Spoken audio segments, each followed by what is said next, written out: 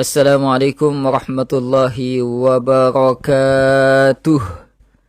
Jenis dan tujuan saka kita akan kupas malam ini insya-Allah. Kita mulakan dengan Ummul Kitab Al-Fatihah. A'udzu billahi minasy syaithanir rajim. Bismillahirrahmanirrahim. Alhamdulillahi Rabbil Alamin. Ar-Rahmanir Rahim. Maliki Yawmiddin.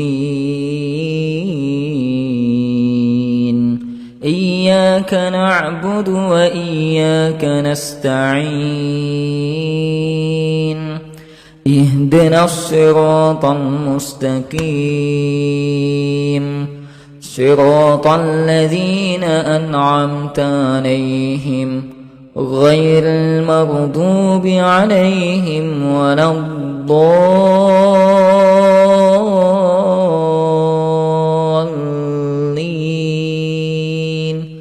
آمين. اللهم صل وسلم وبارك على سيدنا محمد النبي الأمي الحبيب العالي القادر العظيم الجاه وعلى آله وصحبه وسلم. اللهم صل وسلم وبارك على سيدنا محمد النبي الأمي الحبيب العالي القادر العظيم الجاه وعلى آله وصحبه وسلم. اللهم صل على سيدنا محمد. اللهم صل صلاة كاملة وسلم سلاما تاما على سيدنا محمد الذي تنحل به العقد وتنفرج به الكرب وتقضى به الحوائج وتنال به الرغائب وحسن الخواتيم ويستسقى الغمام بوجهه الكريم وعلى آله وصحبه في كل لمحات ونفس بعدد كل معلوم لك. Sekali lagi.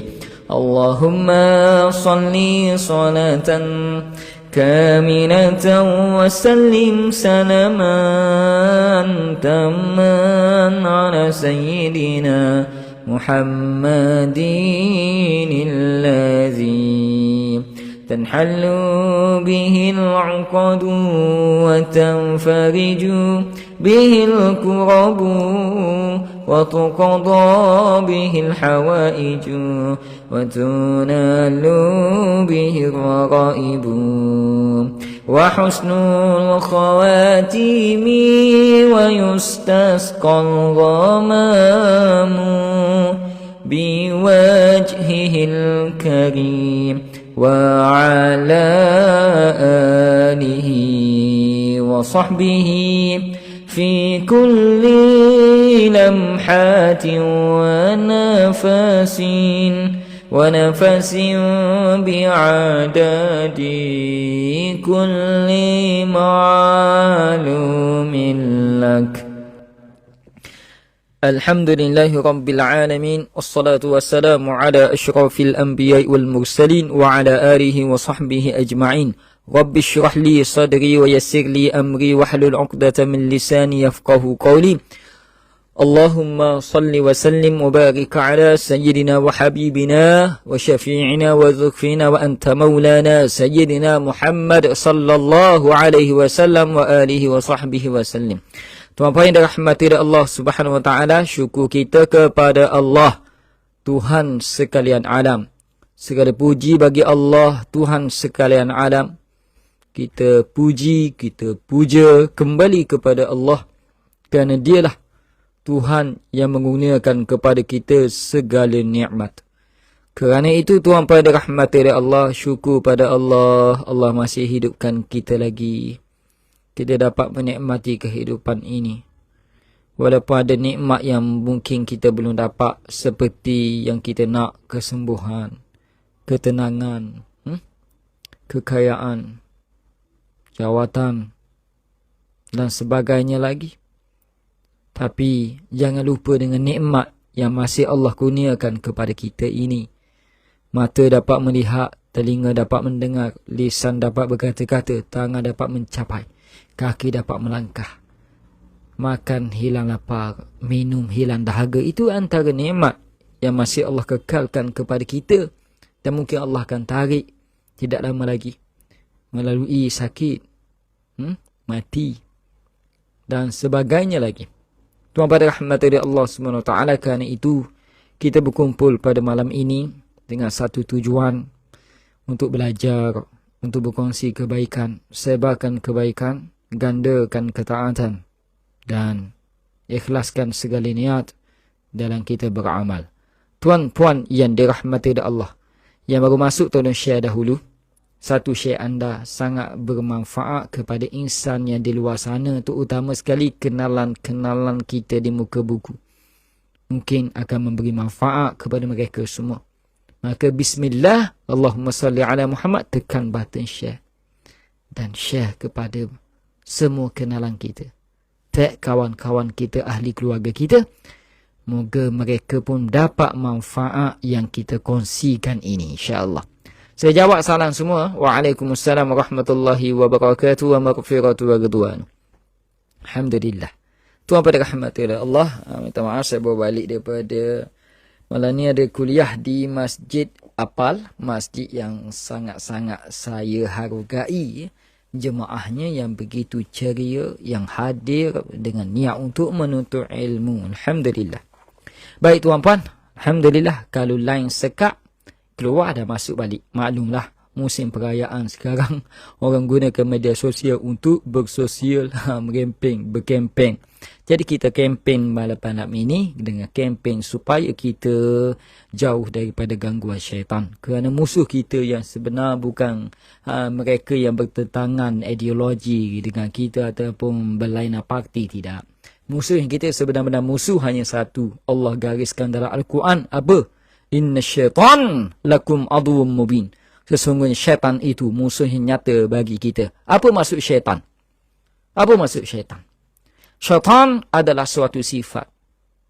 Syaitan adalah suatu sifat. Sifat yang macam mana? Yang terputus daripada segala rahmat itu syaitan. Yang terputus dari segala kebaikan itulah syaitan. Yang tak suka buat baik, tak suka orang lain buat baik, dan dia halang kebaikan, itulah syaitan. Dan syaitan ini terdiri daripada dua bangsa. Pertama bangsa jin, yang kedua bangsa manusia. Itulah syaitan. Terputus daripada rahmat, terputus daripada segala kebaikan, tak suka buat baik, tak suka orang lain buat baik, dan sekat orang lain buat baik. Itulah syaitan. Inna syaitan lakum aduwwum mubin. Sesungguhnya syaitan itu musuhnya nyata bagi kita. Tuan pada rahmati Allah SWT. Malam ni tak ada pula butang call. Ada ni. Ada. Ada. Ada je. Button call ada ni. Rasanya ada button call malam ni. Ada ni. Ada. Ada button call. Ada. Okey, sekejap lagi ya. Okey, itulah syaitan. Terima kasih semua. Jadi ada syaitan di kalangan manusia dan ada juga syaitan di kalangan bangsa jin. Jadi kita jangan jadi syaitan. Iaitu jangan tak suka kebaikan. Jangan putus asa daripada rahmat Allah. Dan jangan halang orang lain buat kebaikan. Dengan button share, kita share. Itu terkeluar daripada sifat syaitan. Kerana kita share kebaikan. Jangan share kejahatan. Allah. Jazakumullah khairan jazak. Terima kasih kepada semua yang infak star pada malam ini. Masya Allah. Awal-awal dah infak star ni. Ustaz Safa Kasim, Puan Noriza Mansur, Puan Tasnim Syahira, Puan Muni Relax dan Cik Ita Harun. Terima kasih atas star yang disumbangkan. Moga-moga bermanfaat untuk kebaikan, kebajikan. InsyaAllah. Baik, tuan pada rahmat Allah, pada malam ini, sebelum kita buat terapi ruqyah, pada malam yang telah lepas, saya dah buktikan kepada tuan-puan betapa hebatnya ayat-ayat ruqyah syariah dengan kaedah-kaedah tertentu yang tidak menyalahi syariat. Dan terbukti, siapa yang ikut saya untuk perubatan mata yang lepas, amat berkesan. Banyak testimoni-testimoni yang telah dirampaikan pada malam tersebut.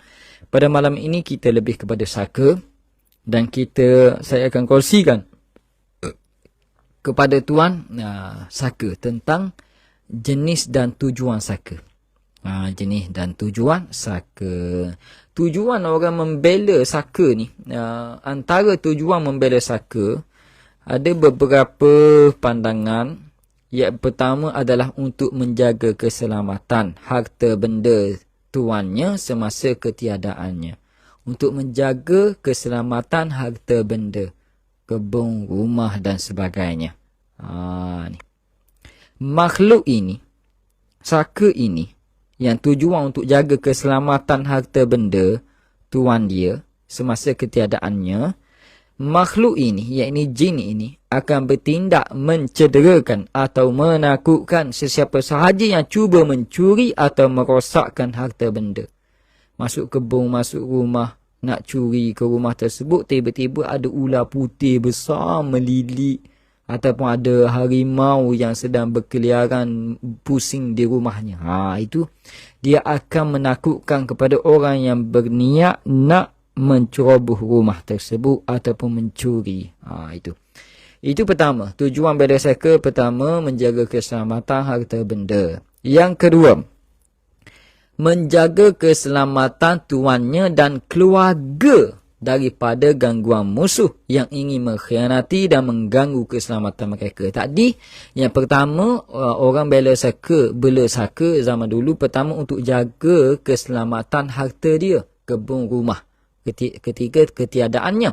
Yang kedua, ada yang bela saka kerana untuk menjaga diri dia dan keluarga dia, keselamatan diri dia dan keluarganya, sehingga ada orang cuba nak pukulnya, terpelanting jadi sakit, rebah dan sebagainya. Nampak ada lembaga besar di belakangnya.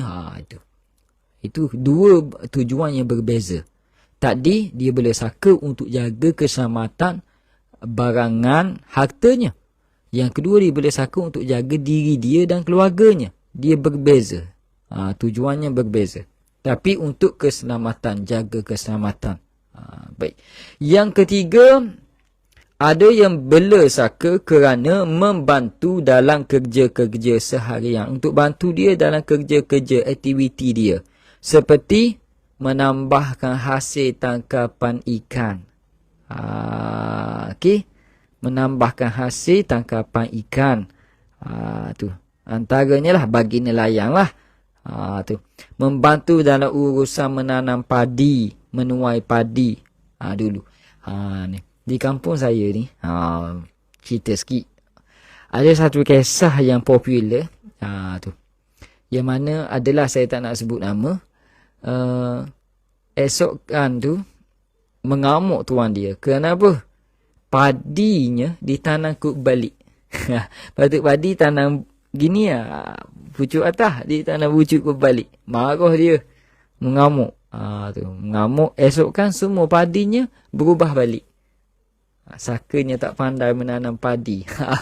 Dia gunakan makhluk tersebut untuk bantu dia menanam padi. Itu ada berlaku. Allah Rabbi. Seterusnya tuan-puan, itu membantu. Tujuan dia membela saka. Yang ketiga, untuk membantu dalam kerja buat dia. Tu. Baik.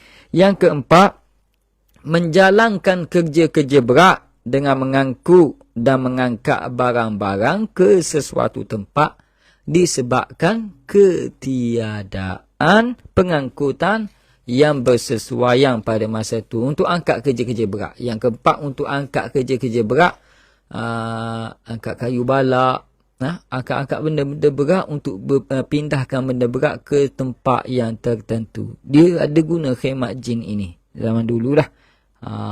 Tu. Contohnya untuk menebang pokok, menebah hutan belantara, nak buka tanah baru, nak buka bukit baru zaman dulu untuk dijadikan ladang dan tempat tinggal semak samu tu, digunakan bangsa jin untuk tebang pokok, untuk alih benda-benda berat, kayu balak dan sebagainya, untuk perata tanah dan sebagainya. Zaman dulu ada kegunaan ini. Mereka mengangkat pokok-pokok besar. Orang zaman dulu kan mana ada ibu keh, panggil keh, tak ada. Okay. Tak ada jentera-jentera jentolak ni, tak ada. Tapi mereka boleh buka bukit, tempat baru, tebang pokok kayu balak. Boleh. Allahu Rabbi. Macam mana mereka buat tu kadang-kala? Tak ada sistem. Kerja tak ada sistematik. Tak ada, panggil apa? Tak ada bantuan-bantuan alat-alat elektronik dan sebagainya. Tidak ada. Jentolak kes tak ada. Tapi boleh mereka buat sedemikian, sama seperti kita buat zaman sekarang nak buka bukit baru, nak buka hutan baru dan sebagainya. Mereka ada menggunakan khidmat jin. Bukan semualah, tapi ada di kalangan mereka menggunakan khidmat jin ini yang keempat. Tu. Tanpa bantuan jentera. Adakah piramid dibina bantuan jin, Ustaz? Wallahu ta'ala a'lam. Itu tidak ada dalam silibus ruqyah. Tapi tidak mustahil itu berlaku. Tidak mustahil.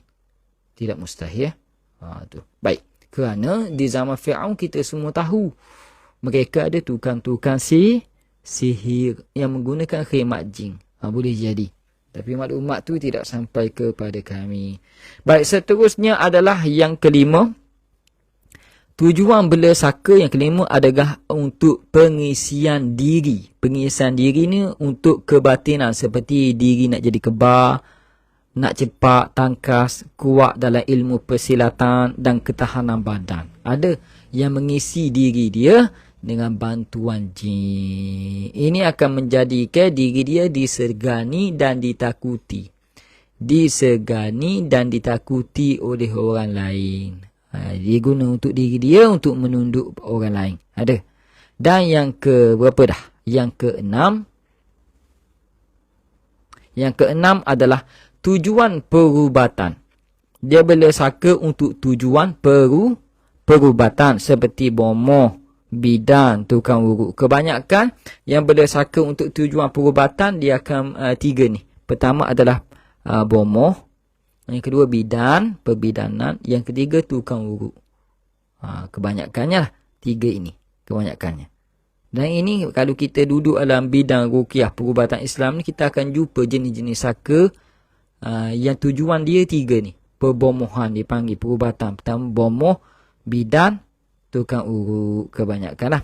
Jin-jin ini akan membantu mereka dalam perawatan juga, seperti semasa buat urutan, mengubati penyakit dan sebagainya lagi. Jadi tuan-puan dirahmati Allah Subhanahu Wa Taala, ini adalah 6 tujuan orang zaman dulu bela saka. Dan zaman sekarang pun masih ada tau. Zaman sekarang pun masih ada. Terima kasih kepada Cik Aida tolong buat nota. Tuan-puan boleh copy and paste. Boleh copy ni tentang tujuan bela saka tu. Okey. Tuan Ahmad Rajai, guna saliran laluan air pelampung untuk mengangkat batu batan dari bawah sampai atas. Saliran laluan air pelampung. Tu tak ada sumber dari National Geographic. Ni tak ada masalah. Yang ni tidak menggunakan khidmat jin lah. Okey. Yang kita bahas ini yang menggunakan khidmat jin tak boleh lah.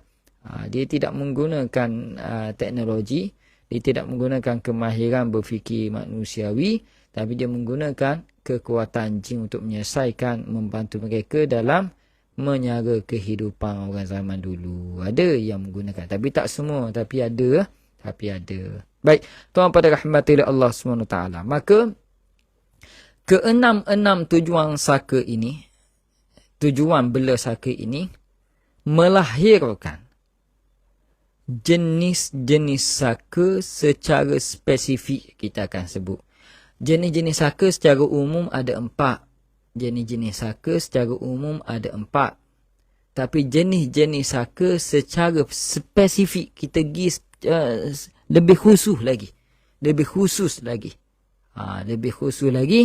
Dia ada, sekejap saya bilang, ada berapa ni? 1, 2, 3, 4, 5, 6, 7, 8, 9, 10. 10 jenis saka secara spesifik, secara khusus. Yang jenis saka yang pernah saya kongsikan sebelum ini secara umum, 4 jenis saka secara umum. Seperti sihir wirasi. Orang zaman dulu pernah terkena sihir, lalu tak pernah batal, tak pernah sembuh, kahwin, ngandung anak, lahir anak, jadi macam dia juga, sakit macam dia juga. Itu dipanggil mewarisi sihir, dipanggil saka. Okey. Yang kedua, saka asli, keturunannya, dia menerima, adalah yang tu. Okey, yang tu kita dah bahas yang dah lepas. Okey, yang hari ni kita nak kita nak lebih lagi, kita nak lebih spesifik lagi berdasarkan tujuan yang saya sebut tadi, tujuan bela saka tadi, maka lahirlah 10 jenis saka secara spesifiknya. Secara spesifik. Saya pernah dengar orang tua-tua cakap pasal halau. Adakah halau ni jenis saka juga? Ya, halau tu jenis saka untuk kenderaan, untuk membantu dia sama ada jaga kebun ataupun untuk naik ke dia untuk menuju ke sesuatu destinasi dengan kelajuan yang cepat. Boleh. Okey. Tuan pada rahmatillah Allah SWT. Nanti kita akan bahas halau ni termasuk mana sekejap lagi. Dalilah Nur Izan. Ustaz tolong rukiah anak saya sebab anak saya kerap masuk keluar wak sampai pernah ditidurkan. Memang saya nak sangat Ustaz rukiah anak saya. Umur berapa anak? Nanti sekejap lagi Ustaz akan baca sedikit ayat-ayat.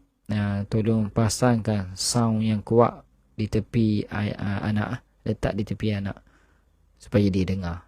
Sekejap lagi insyaAllah. Baik. Puan-puan boleh rujuk nota yang telah dipinkan. Antara tujuan membela saka ni ada 6 jenis. Ada 6 tujuannya. Dan 6 tujuan ini melahirkan 10 jenis saka secara spesifik disebut. Okay. Kembara ilmu. Orang kampung saya bela saka tu untuk tukar bini Ustaz. Untuk tukar bini tu maksudnya apa? Maksudnya penunduk. Sehingga 20 orang nikah cerah selalu pakai 4 orang sekali. Lepas tu cerah, lepas tu nikah lagi. Itu lebih kepada penunduk. Ia adalah saka tujuan jenis pengisian diri. Orang akan tunduk kepadanya. Okey, sekejap lagi kita ni. Itu lebih kepada tujuan tadi, pengisian diri. Dia termasuk dalam bab tu. Tu. Bahaya tu. Bahaya tu. Okey. Okey, seterusnya. Itu lebih kepada nafsu ya. Baik. 10 jenis saka secara spesifik berdasarkan tujuan bela tadi. Ada 6 tujuan kenapa bela saka. Jadi dia melahirkan 10 jenis saka. Jenis saka secara spesifiknya. Okey. Kita tengok satu persatu. Okey.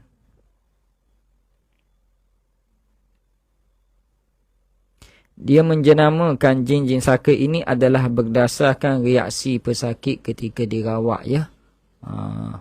Ustaz, saka boleh tak dapat bukan warisi dari ahli keluarga? Boleh. Ada cara dia. Okey. Baik, yang pertama kita terus kepada spesifik jenis saka. Okey, 6 tujuan tadi melahirkan 10 jenis saka secara spesifik. Okey. Secara spesifik. Okey. Yang pertama dipanggil saka ular. Saya sebut semua sekali. Okey. Tuan-puan catat. Pertama saka ular. Yang kedua saka harimau. Yang ketiga, saka buaya. Okey. Yang keempat, saka hantu raya. Yang kelima, saka pelesit. Okey. Yang keenam, saka bomoh ataupun pawang. Saka bomoh ataupun pawang. Berapa dah? Berapa dah? 1, 2, 3, 4, 5, 6. Yang ketujuh, saka urutan. Urut. Yang kelima, berapa? Ke-8, saka bidan. Urut bidan lain. Bidan. Berapa dah? Aduh, apa saya lambat ingat ni? Berapa dah?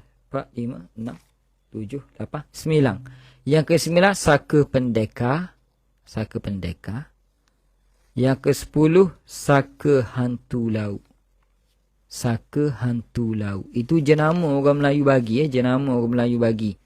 Okey, faham tak? Jenama Melayu bagi. Hanya orang Melayu sahaja yang spesifikkan jenis saka ini. Kalau dalam kitab-kitab muktabar, ruqyah dunia, international, tak ada. Okey, saya sebut tu, tak ada. Yang jenama ini hanya di alam Melayu sahaja. Hanya di alam Melayu sahaja. Faham tak? Hanya di alam Melayu sahaja. Okey, saya sebut sekali lagi. Nanti Cik Aida tolong catatkan. Ataupun orang lain lah yang tolong catatkan siapa cepat dia dapat. Saka membiak ke dalam badan? Tidak. Seekor tu je. Tapi dia ada keluarga. Dia ada keluarga. Okey. Okey. Saka hantu raya je pernah dengar. Okey. Ini saya bagi tahu 10 spesifik 10 spesifik dengan sebab tujuan bela saka 6 tujuan bela saka tadi melahirkan 10 jenis saka. Okey, Cik Aida telah spesifikkan tadi. Okey. Nanti Cik Aida gabungkan semua sekali nota-nota ni send dalam group Telegram Ahsan Official. Biar orang lain faham. Yang tak join ni biar boleh ilmu jugalah.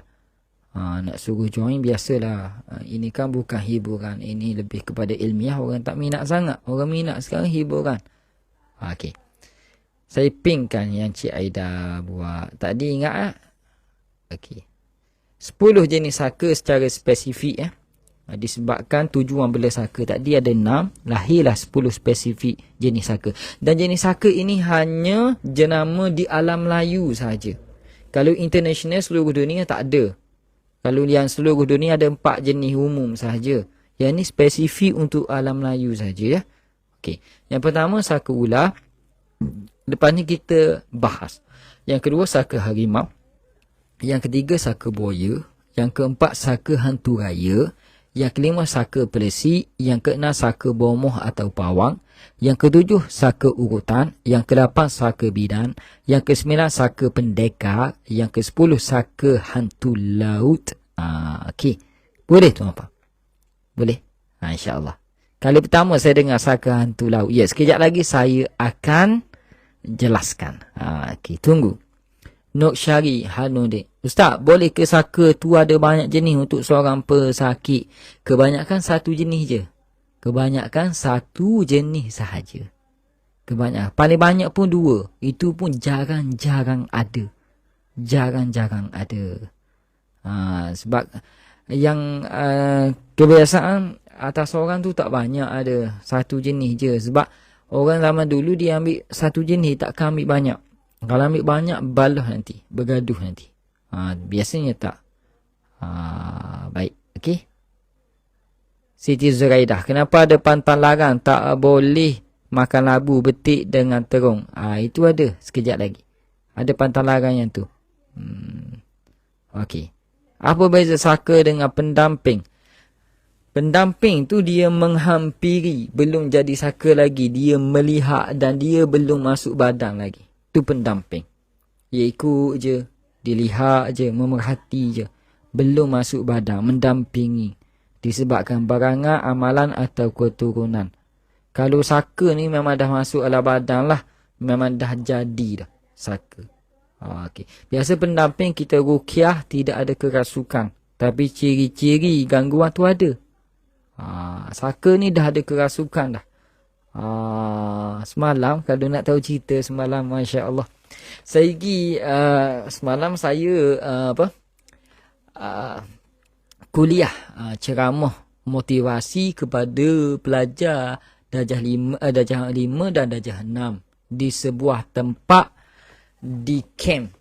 Dia buat camp, dia bukan di sekolah, bukan di sekolah. Dia 40 orang pelajar darjah 4, darjah 5, darjah 6, 40 orang pelajar dan 25 orang guru. Dia buat camp di sebuah hutan tempat. Saya pergi ceramah. Kita pun takut nak masuk gelak jalan. Okey. Sekejap. Nak turunkan sikit kursi ni. Okey. Okey. Baik. Kemudian masa saya ceramah tu, habis ceramah tu, seorang budak menangis. Menangis, tangan jadi macam ni, kaki keras. Allah, masa tengah makan lepas habis ceramah. Jadi cikgu dia tengok pelik, cikgu panggil saya tu, betulan saya ada. Kita tengok saka. Tu. Sakanya muncul bila dia rasa, pertama bila dia dalam keadaan marah, bila dia dalam keadaan terlalu letih, bila dia dalam keadaan bahaya, bila dia dalam keadaan terlalu sedih, ni dia datang. Tu. Budak tadi dalam keadaan terlalu letih dan duduk dalam hutan, dia datang. Lepas tu kita rawatlah sikit. Okey. Baik.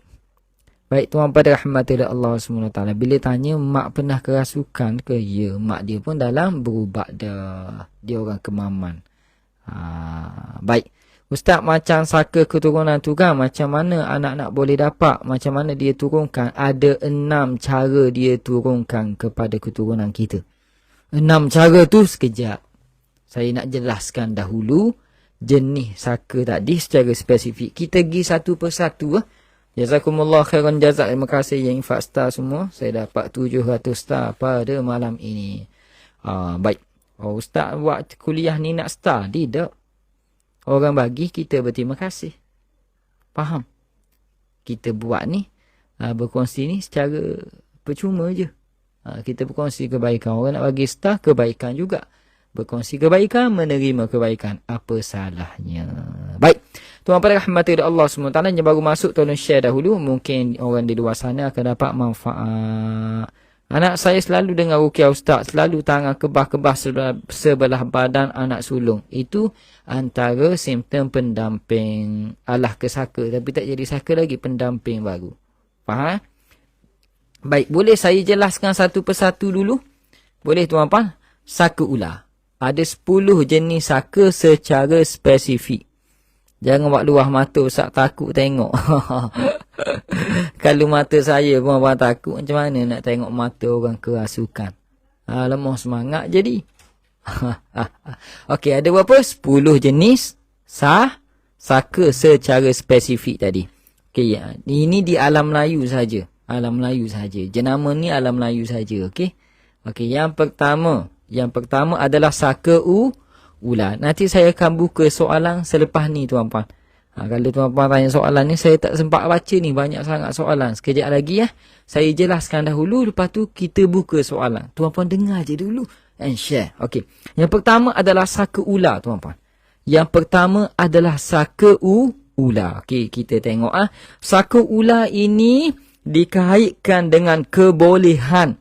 Dikaitkan dengan kebolehan seseorang menundukkan ular serta mengawalnya daripada mencederakan seseorang. Dia boleh kawal ular tu nak jadi macam mana. Dia boleh menundukkan ular tersebut. Okey. Saka yang pada awalnya memberi kelebihan pada seseorang boleh memudaratkan tuannya apabila tuannya sudah uzur. Ini. Keadaan orang yang terkena saka ini, biasanya badannya akan menggeliat dan meliang-liuk serta kadang-kadang berbunyi seperti ular. Bila kita ruqyah, ada yang macam ni. Tengok Ni macam ni. Kita ruqyah, dia jadi macam ni. Mata dia akan terbuka, mata bulat. Saya nak berlakon pun tak erti ni. Bila kita nak ruqyah, kerasukan dia macam ni. Mata dia akan bulat. Dia tengok kita. Kalau kita tak kuat pada masa tu, tak ada benteng diri, kita jadi pening kepala tengok mata dia. Sebab saku ular ini, dia antara kelebihan dia, dia boleh menundukkan orang yang melihat dia. Itu kelebihan Allah bagi dia. Tu. Bila kita tengok, saya kali pertama meruqyah orang gini, terkejut saya tengok. Adik saya ikut saya masa tu pening kepala. Saya tengok dia pening. Pening aku tak boleh tengok mata dia. Dia pun tengok line lalu. Tapi saya tengok je. Saya tengok. Kemudian dia tahu saya tak pening apa. Kemudian dia pun berhenti, dia tengok saya macam ni. Dia tengok saya macam ni, mata dia yang bulat ni ke sini, yang warna hitam ni ke sini. Kemudian dia naik gini. Dia buat geruk. Masa tu pening kepala. Saya tengok tu terkejut, pening kepala saya pada masa tu. Adik saya 2 malam tak lena tidur. Tengok. Itu memang kes special. Geruk macam ni. Ada satu kes di tempat lain. Bila kita ruqyah, dia ruqyah, dia jadi macam ni. Ni tangan dia. Sebiji, saya buat tak jadi ni. Sebiji macam ular dia buat. Masa tu saya undur 3 langkah. Undur ke belakang. Ruqyah jarak jauh. Tengok je. Tunjuk ruqyah. Dia buat macam ni. Menyeronokkan lah. Itu. Tu. Saya kalau jenis ular ni, saya tak masuk dekat. Takut dia patut. Walaupun dia tak ada bisa, tapi bahaya. Kita undur bahaya. Sebab dia bersedia untuk mematuk. Baik. Tuan-tuan pada rahmat Allah. Ni kalau yang ada saku ular ni mesti terkejut tengok. Dia akan bereaksi ataupun dia akan tangannya dah getar. Kebiasaan macam tu lah. Itu.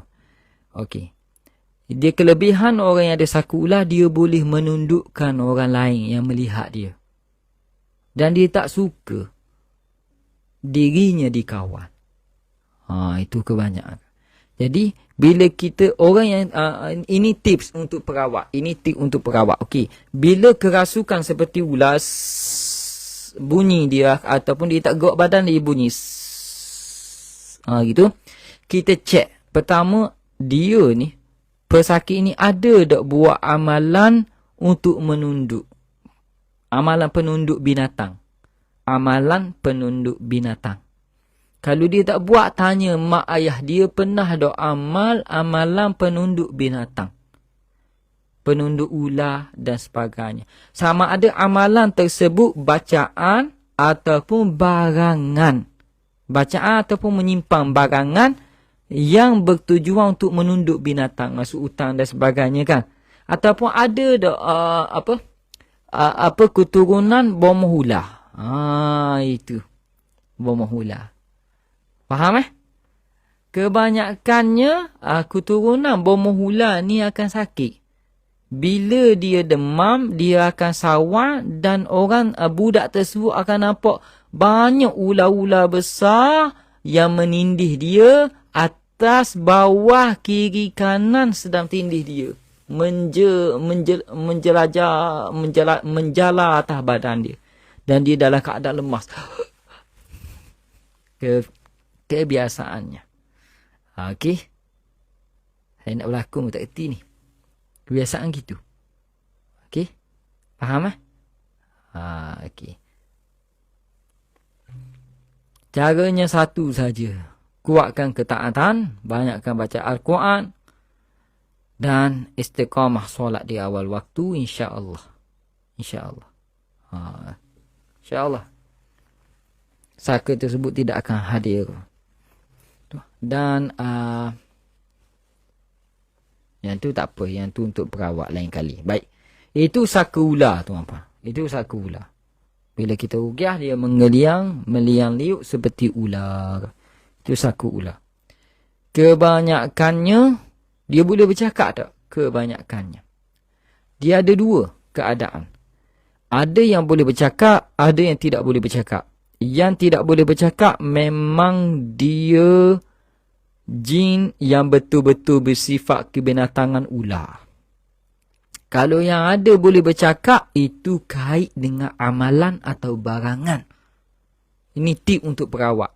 Kalau saka ular, dia seperti ular tapi boleh bercakap. Itu berkait dengan amalan dan barangan. Cek ahli keluarga dia. Cek ada tak simpan barang atau amalan tertentu. Psycho keluarga dia. Okey? Mula-mula dia rahsia. Lama-lama dia akan beritahu secara rahsia, senyap-senyap kepada perawat. Okey? InsyaAllah tuan-tuan. Itu tips. Okey. Next. Boleh faham? Itu yang pertama. Boleh faham? Ada soalan setakat ni? Silakan. Berkaitan dengan saka ular. Ada soalan? Silakan. Berkaitan dengan saka ular. Kita ada 9 lagi. Dah buat apa Ustaz basic? Basic sebab benda ni sensitif. Sebab tu basic. Ustaz Musafir Ilmu. Tu Imam Masjid Hadari Bandar Jetih. Siapa pernah mari jam Bandar Jetih, masjid dekat Bandar Jetih, Masjid Comel tu, ni lah tu imam dia, Musafir Ilmu ini. Baik. Faham faham, alhamdulillah. Okey. Rahsia antara kita. Alhamdulillah, syukur ya Allah dapat bersama Ustaz. Alhamdulillah, insya-Allah ahli syurga semua. Okey. Lawak Ustaz main basic-basic. Iyalah, kena basic benda ni sebab benda sensitif. Tu sebab biasa kalau saka tu tak cakap itu kebinatang, ini mudah saja, mudah. Tapi kalau saka tu kebinatangan tapi boleh bercakap, ini tak mudah. Sebab dia kait dengan amalan atau barangan. Selalu merah masuk rumah Ustaz, apa maknanya? Selalu merah tu benda. Gerak mimpi ular teduh banyak, maknanya saka ular. Tidak terus saka ular, tidak. Tu. Okey. Masya Allah. Okey, kita terus kepada yang kedua, jenis saka harimau. Boleh? Kita terus yang kedua, jenis saka harimau. Ustaz Musafir Ilmu tu. Lepas habis live boleh ke? Kita keluar minum air. Ustaz Musafir Ilmu tu. Kalau Ustaz Musafir Ilmu free lah. Mungkin dalam pukul 11.30. Kita keluar minum air, ngopi-ngopi musim pilihan raya ni. Kalau free lah. 11.30 kita habis. Okey, sekejap Baik. Takut tengok Ustaz buat macam tu. Kalau tengok saya takut dah, macam mana nak berdepan dengan yang real. Yang real lagi menakutkan. Berbanding dengan televisyen. Televisyen tu biasa je. Tiap kali ada live tak sampai pun notification. Nanti saya buka tengok. Saya pun pelik juga kenapa dalam beberapa bulan ni, bila kita buat live, kita up sesuatu video, tak ada notification kepada semua follower. Saya pun tak faham kenapa FB buat macam tu. Ataupun ada orang report ke FB saya ni sebab menyampaikan kebenaran, menyampaikan ilmu, orang tak suka. Itulah syaitan. Baik. Ustaz Musafir kata mari ambil rumah Hana. Boleh lah. Okey, boleh. Okey. Kalau dekat boleh ngetes dengan Ustaz. Mana dekat boleh lah. Okey. Next, boleh? Kita next. Saka harimau pula. Next. Saka harimau ni memang banyak kenangan-kenangan indah saya bersama dengan saka harimau dan tim saya. Memang kenangan indah. Baik. FB yang problem rasanya. FB sebab tak bayar dia kot. Ular hijau sentiasa datang rumah saya Ustaz. Ular hitam bintik putih-putih dan sampai masuk dalam rumah. Yang tu kena cek tu. Sama ada gangguan tempat ataupun ada kaitan dengan gangguan diri. Itu bukan saka ular. Tidak. Okey. Kalau tuan-puan tak dapat notification, live dan sebagainya, tuan-puan follow Telegram Ahsanza Official. Dalam tu kita akan send sentiasa link. Itu. Macam mana? FB kan sekarang sudah tidak semesra seperti dulu. Semuanya kena berbayar. Nanti kita akan live di TikTok pula. Ramai orang buat di TikTok pula. Tapi saya tak suka buka TikTok sebab ramai orang yang menarik di TikTok. Sekali buka, nak pejam mata tak boleh, kena tengok juga. Kadang tak suka pun swipe. Suka pun swipe juga. Baik. Baik. Mimpi ular tak semestinya saka ular. Ya, tidak. Tidak. Okey. Okey. Okey, seterusnya tuan pada rahmati Allah SWT, kita pergi yang kedua. Lewat nak ngeteh lagi ni. Okey. Yang kedua adalah saka harimau. Saka harimau. Ngau-ngau. Gitu. Saka harimau pula adalah gelaran yang diberikan kepada makhluk halus, iaitu jin ya.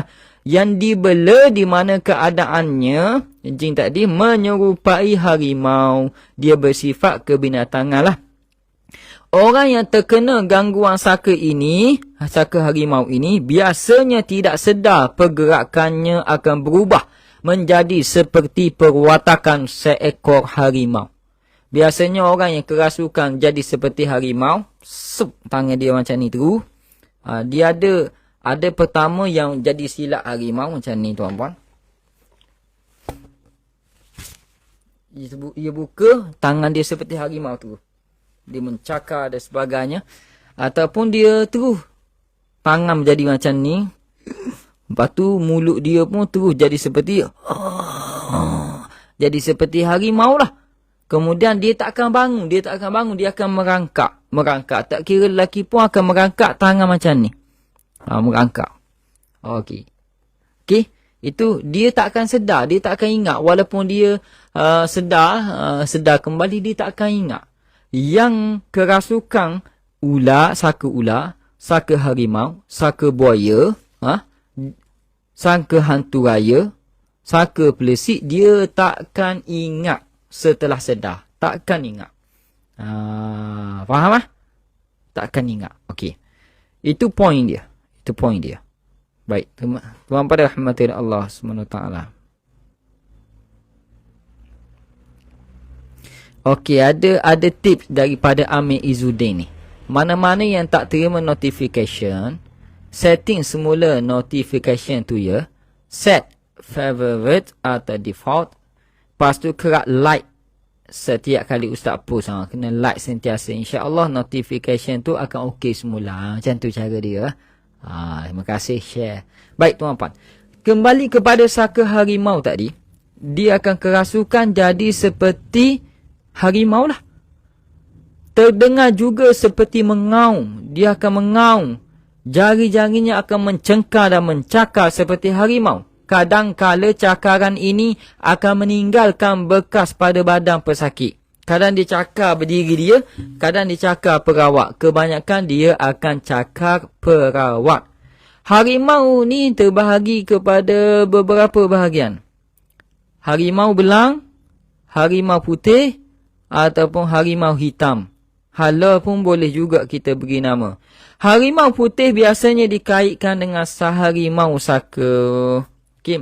Pada zaman dahulu, makhluk ini digunakan untuk menjaga harta benda pemilik. Biasanya orang yang guna saka harimau ini, dia untuk menjaga harta benda pemilik. Rumah, kebun, bangunan dan sebagainya. Tempat kediaman, kampung. Kebiasaan. Berbeza dengan saka ular tadi. Saka ular tadi digunakan untuk menunduk. Penunduk. Faham? Penunduk. Saka harimau digunakan untuk jaga harta benda. Beza situ. Seperti ajar nak buat saka pula. Okey. Itu. Biar kita faham. Orang zaman dulu faham. Orang zaman sekarang tak faham. Sebab dia tak buat lagi perjanjian dengan jin saka dan sebagainya. Hanya menerima pusaka saja. Okey. Okey. Saya pernah tengok. Tapi dia bercakap, Ustaz. Yang bercakap tu lain. Bercakap tu lain sekejap lagi. Okey. Baik, tuan pada rahmati Allah.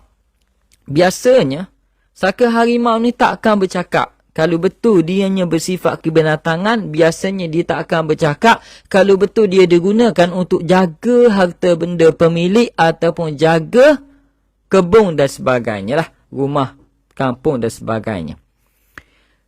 Dan yang kedua, digunakan saka harimau ni juga untuk menjadi tunggangan pemiliknya sebagai pengangkutan.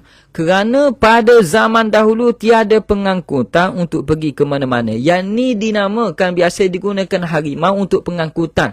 Dia laju, dia boleh lagi laju, adalah dipanggil hala. Orang kampung, tempat Melayu kita ni panggil hala. Hala ni harimau yang digunakan untuk jadi kenderaan supaya cepat sampai ke destinasi yang ditujui. Orang zaman dulu guna yang ni. Saka ini juga perlu diberi makan oleh tuannya. Perlu diberi makan. Bila tak diberi makan, dia lapar, dia akan cari anak cucu kita. Dia ada perjanjian. Tuan-tuan perasan tak, kalau orang yang sentiasa kerasukan seperti saka harimau, dia, tuan dia, badan dia ni, kita kalau ada saka harimau, kita tak boleh tak makan daging dalam masa satu hari. Kita sentiasa nak makan daging. Tengok, baru je makan tapi tengok daging. Ada orang jual daging. Ada orang tengok status kawan makan daging. Kita jadi keluar air liu. Kadang-kadang jadi nafsu makan daging ni jadi teramat-amat gila jadi. Itu. Jadi orang yang ada saka harimau ini, dia perlu pantang makan daging, saka tersebut akan mulai melemah. Sebab tu kalau ada yang nak mari merawat dengan saya, dan kita tahu dia ni saka harimau, kita suruh dia pantang dulu makan daging selama 3 hari. Makan benda lain lah, ikan ke sayur ke, makan benda lain. Dia datang, barulah dia kerasukan dia jadi lembek. Dia tak melawan lagi, tak gagah lagi. Kalau tak percaya, cuba buat tips ni. Perawat-perawat di luar sana. Cuba buat. Kamu akan mendapati yang mengamuk dan sebagainya. 3 hari dia pantang makan daging. Dia mari kita rukyah lembek jadi. Dan mudah prosesnya seterusnya. Faham? Okey. Tuan-puan yang dirahmati oleh Allah Subhanahu wa ta'ala. Manakala kalau saka harimau tu dan boleh bercakap. Dia boleh bercakap. Itu bukan saka. Itu bukan saka. Itu bukan saka harimau. Dia tak dijing, tak hanya berlakon sahaja. Kita perlu selidiki semula diagnos yang kita buat, diagnosa. Kena tengok balik diagnos yang kita buat tadi. Yang kita buat awal sebelum meruqyah. Okey, faham Ustaz Musafir Ilmu, ana pun sedang patang daging lah ni Ustaz. Lama benar dah patang daging ni. Ni bagus. Kalau patang daging, kena makan juga daging sekali-sekala. Tapi kalau ada nyakit apa-apa, kena patang daging, patanglah. Kau kurus ni. Patang daging tak apa. Tu. Kita pantang juga. Pantang tengok daging. Baik. Tuan-puan yang dirahmati oleh Allah SWT. Itu saka harimau. Saya ada kenangan terindah bersama perawat saya. Saya tak nak bagi tahulah nama dia apa. Nanti beritahu anda kenal siapa dia. Kita pernah buat ruqyah ruqyah tua di Hulu Besuk, pedalaman di Kampung Keruak. Gitu. Masa meruqyah tu ada seorang makcik, adalah pakai baju kurung. Aduh, janganlah pakai baju kurung. Kain kurung. Masa di ruqyah jangan. Kerasukan, macam-macam, belipak apa, aduh. Okey. Dia kerasukan makcik tu jadi harimau. Pakai baju kurung. Bayangkan pakai baju kurung jadi harimau. Saya malah nak cara sebab ramai kerasukan ni. Saya je baca. Perawat lain lah uruskan yang kerasukan tu. Jadi ada seorang perawat saya ni muda lagi. Saya kata ruqyah dia. Ruqyah makcik tu personal lah. Tengok perawat lain ambil lah. Masing-masing ambil pesakit masing-masing. Saya pantau je. Okay. Saya tengok yang kes-kes berat apa lah. Jadi kes harimau tu saya kata tengok tak berat sangat. Saya bagi dia. Dia ruqyah makcik tu di depan. Makcik tu jadi rimau, dia rukiah depan. Makcik tu pun kejar dia, saka rimau. Dia pun undur ke belakang, keliling satu masjid. Bukan di luar, di dalam masjid. Berpeluh dia main dengan saka rimau tu. Saka rimau tu kejar dia, dia lari. Saka rimau kejar dia. Keliling masjid, saya tengok, saya suka je. Berpeluh dia. Yang main-main. Ini pengalaman yang indah. Allah Rabbi. Tuan-tuan, dia kuat. Bila pesakit tersebut makan daging. Jadi kena pantang daging lah. Itu. Memang dia kejar. Masa dia kejar tu, perawat saya tolak dia. Tapi dia tolak perawat saya lagi. Dia kejar perawat saya lagi. Sebenarnya tak payah lari je. Duduk je rukiah. Tunjuk je pada dia, tak payah pegang apa, tak apa. Biarlah dia nak keliling apa. Cuma kalau terbuka aurat, kena tutup lah. Okey. Tapi dia main kejar-kejar dengan saka harimau tersebut. Lagi suka saka harimau. Dia suka berlari, saka harimau. Kita berlari sekarang dengan dia. Kalau kita nak berlari lagi, kita nak baca lagi. Nak tunjuk kat dia lagi. Ini memang memang makanan dia. Tu. Tak pernah ke makcik tu mengejar perawat? Dia kerasukan, dia tak tahu apa-apa. Masa dia sedai, tak tahu apa-apa. Perawat tu berpeluh dah. Akhir sekali saya ambil alih. Dia ada teknik dia lah. Tak boleh nak tunjuk dalam ni. Nanti dalam kursus nanti kita tunjuk. Kita ambil alih. Dia pun berhenti mengejar dan dia pun terus pensang. Tapi kita terus rukiah. Sampai dia sedar kembali dan buat ikrar pemutus. Itu saka harimau. Bagi saya mudah je ni. Okey. Tapi orang yang ada saka harimau ni, dia mudah sensitif dan dia backing. Mudah sensitif, backing dan pemarah. Dan dia tak dapat nak kawal kemarahan dia kadang-kala. Okey. Itu jenis saka. Okey, itu yang kedua. Tuan-puan. Itu yang kedua. Okey, yang ketiga jenis saka spesifiknya kepada saka buaya. Saka buaya. Okey, tuan-puan, mesti ada spesifik dia. Saka ular tadi tujuan apa? Kebiasaan digunakan untuk penunduk. Saka harimau digunakan untuk apa? Dua tujuan tadi. Pertama, jaga harta benda. Yang kedua, untuk kenderaan. Okey, yang seterusnya adalah jenis saka buaya. Buaya. Ini jenama ni di alam Melayu sahaja, bukan international. Di alam Melayu sahaja penjenamaan ini.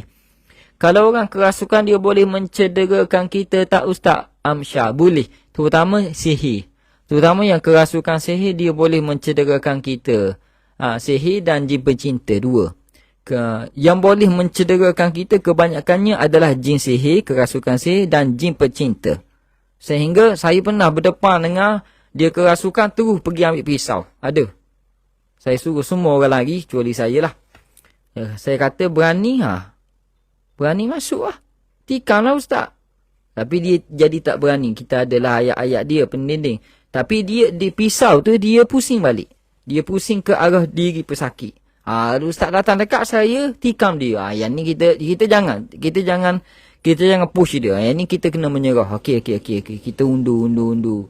Tapi undur pun kita baca dalam senyap. Baca, minta bantuan daripada Allah. Lama-lama tangan dia ketar. Pisangnya jatuh, kita rekam terus. Okey. Mohon share tip merukiah saka harimau. Sekejap lagi. Yang ni kita nak spesifikkan jenis-jenis saka dulu. Okey. Faham? Faham tak? Kita ulang balik. Saka ular untuk penunduk. Okey. Yang kedua, saka harimau untuk apa? Jaga harta benda dan kenderaan zaman dulu. Okey. Sekarang ianya tak diperlukan lagi. Okey. Yang ketiga ni, saka buaya pula. Boleh? Kita terus kepada saka buaya. Okey, orang yang terkena gangguan makhluk ini, jin lah. Cuma dijenamakan saka buaya. Kenapa? Sekejap. Orang yang terkena gangguan makhluk ini akan membayangkan dia adalah seekor buaya. Dia mimpi nampak buaya, dia rasa waktu pagi dia tak rasa sangat. Tapi bila tiba waktu tengah hari, petang, malam, dia rasa nak duduk dalam air. Rasa nak duduk dalam air. Okey.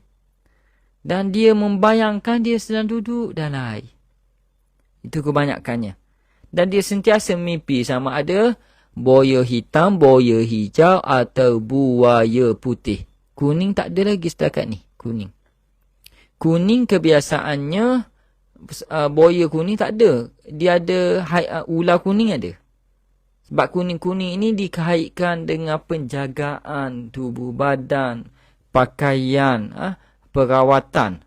Yang ni, buaya ni biasanya warna hitam, mimpilah. Warna putih, seterusnya warna hijau tadi. Kebanyakannya mimpi warna putih ataupun hitam. Kebanyakanlah pesakit-pesakit yang datang. Yang kita ada borang. Kita ada data pesakit semua tu. Kita ada. Okay. Alhamdulillah saya dah rawat secara personal lebih daripada 1,000 orang. Secara personal. Seorang demi seorang. Rasa kat 2,000 dah. Kalau secara umum ramai-ramai tu dah lebih 10,000 lebih. Itu. Jadi rekod tu ada. Rekod tu kita kena simpan sampai 7 tahun. Lepas 7 tahun kita boleh buang. Okey. Baik, tuan pada rahmati Allah SWT. Okay. Orang yang terkena saka buaya ini biasanya akan merasa sejuk. Orang yang terkena saka buaya ni. Baik. Kalau ada simpan gigi buaya macam mana ustaz? Dan orang tu boleh merawat sakit mulut. Itu dipanggil azimat tu. Itu bukan dipanggil saka buaya. Itu dipanggil azimat. Itu dipanggil merawat dengan tidak kena kaedahnya. Itu lain. Yang ni saka buaya. Orang yang terkena saka buaya akan merasa sejuk dari pinggang ke bawah. Dia akan rasa sejuk pinggang ke bawah. Pinggang hingga ke kaki rasa sejuk. Rasa sejuk macam duduk ala air. Sejuk. Tu. Kebanyakannya. Tuan pada rahmati Allah. Dia buaya ni kalau dia naik ke darat, naik ke permukaan air, kakinya tak akan timbul. Sebab kakinya akan suka berada dalam air sentiasa sejuk. Mengair dan sebagainya. Begitu juga orang yang terkena gangguan jin. Saka buaya ini. Pinggang hingga kaki akan rasa sejuk. Kenapa 7 tahun ustaz? Sebab dia 7 tahun ni dia kalau kes mahkamah kita perlu pembuktian apa? Rekod tu sah selama 7 tahun. Lepas 7 tahun rekod tu tak sah. Untuk setakat ni lah tak tahu depan hari akan naik tarah ke apa tu. Itu belum pasti. Itu sebab dia. Abah saya pernah tengok arwah datuknya seberang laut ditemani buaya. Jeng ada ni. Azhar ni. Ni ada pengakuan ni. Pelik tu. Jangan kita kata wali Allah ni. Dengan izin Allah. Memang dengan izin Allah. Tapi guna perantara tu. Buaya tadi. Itu. Benda tentu wali Allah. Seberang sungai ustaz. Seberang sungai. Masya Allah. Dan ditemani oleh buaya. Itu bukan sang kancil lah. Fokus pada pengajian kita dulu ya.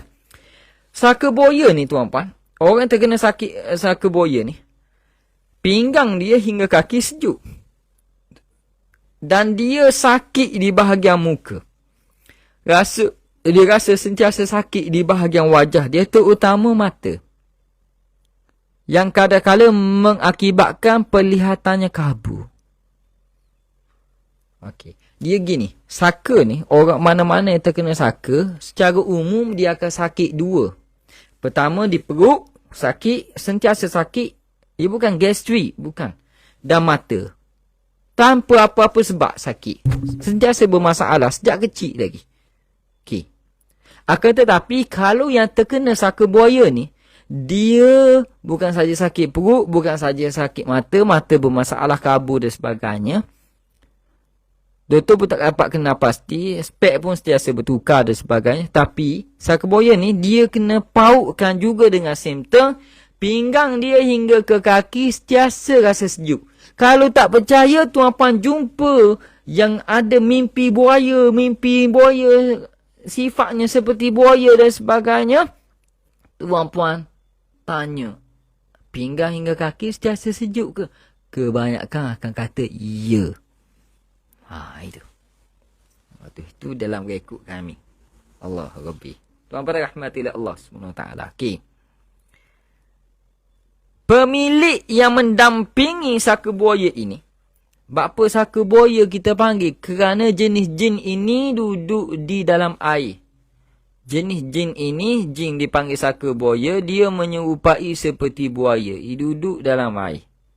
Dan dia pun boleh tinggal di darat juga. Dia ada jenis-jenis jin macam tu ada. Dia ada jenis-jenis jin macam tu. Baik. Faham? Okey. Seterusnya. Pemilik yang mendampingi saka buaya ini mempunyai kelebihan menjinakkan buaya. Dia boleh menjinakkan buaya. Tujuan tadi untuk melintas sungai. Melintas sebatang sungai dan sebagainya, dia boleh lintah. Dan dia boleh jinakkan buaya yang ada. Dan mampu mengawal buaya-buaya lain dalam kawasan itu. Mana pun dia pergi, kalau dia ada saka buaya, jin kebinatangan buaya ni, mana-mana tempat sungai yang ada buaya, dia boleh jinakkan. Sebab tu tak hairan kalau dia boleh menintah di atas ke tubuh badan buaya dan buaya lain teman dia untuk ke seberang sana. Tak pelik. Tak pelik. Ini berlaku zaman dulu. Dan ada pengakuan dah daripada salah seorang follower kita tadi. Ada. Ini berlaku. Ada. Nampak? Itu bukan wali Allah. Tidak. Tapi dia ada ilmu berkaitan dengan ini. Tapi ada perantaraan jin. Guna perantaraan jin ni tak boleh. Kerana benda ni akan menyombongkan kita. Membuatkan kita makin sombong dan jauh daripada ketaatan kepada Allah. Okay. Ada yang guna kebanyakan apa beza hitam dengan putih? Kebanyakan yang guna buaya putih. Mimpi buaya putih dan sebagainya. Keturunannya ada guna ilmu ini untuk menjinakkan buaya supaya tidak ganggu penduduk. Yang penduduk zaman dulu kan ada nak pergi tangkap ikan, meniti di atas titian, ambil perahu, menjap. Okey tuan-puan. Jadi ada yang menggunakan ilmu buaya ini, ilmu saka buaya ini dengan tujuan baik. Supaya buaya-buaya di tempat kampung dia tersebut tidak ganggu penduduk. Ada menundukkan buaya. Ada. Itu kebanyakannya keturunannya akan mimpi buaya putih.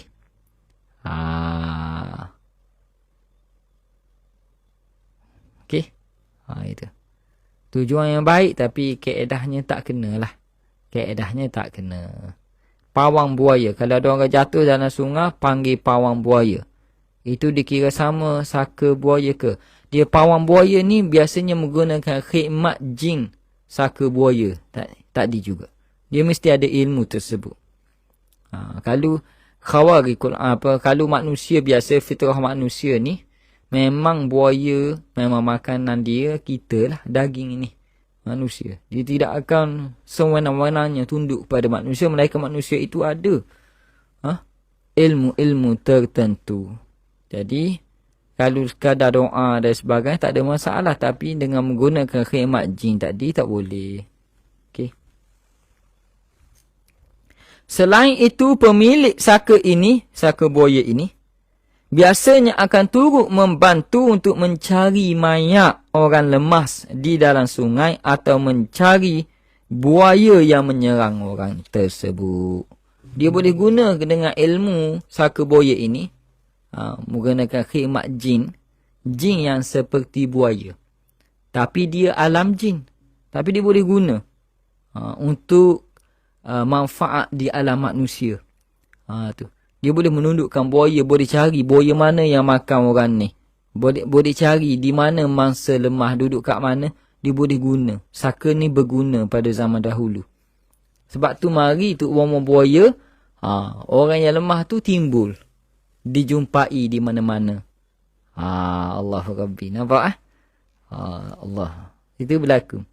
Nur Aini, bagaimana orang boleh menundukkan ular, Ustaz? Itu yang tadi kita dah bahaskan tadi. Okey.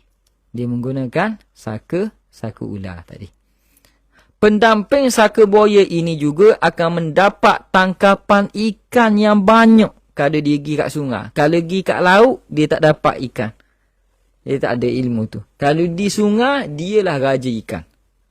Bagi orang yang menggunakan saka buaya ini.